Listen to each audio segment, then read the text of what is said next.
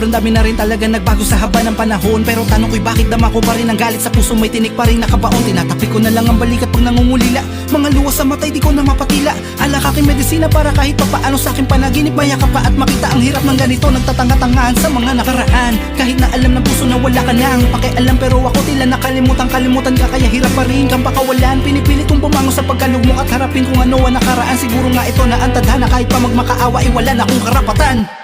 Alam kong marami akong pagkukulang sa'yo noong mga panahong kailangan, ngunit wala ako sa tabi mo at binaliwala ko sinayang. Kung ito na ang ikakatahimik at buo na ang iyong desisyon, di na kita mapipilit na maibalik pa ang dati nating relasyon. Patawad hanggang sa huli kong mensahe, hindi na ako manggugulo at magpaparamdam. Yung hinihingi mong kalayaan, ito na at kusa ko ng pinakakawalan. Mabigat lahat to para sa akin, ngunit kailangan kitang kalimutan, dahil ramdam ko naman na ang totoo, hindi mo na ako kailangan. Hindi mo na ako kailangan. Sana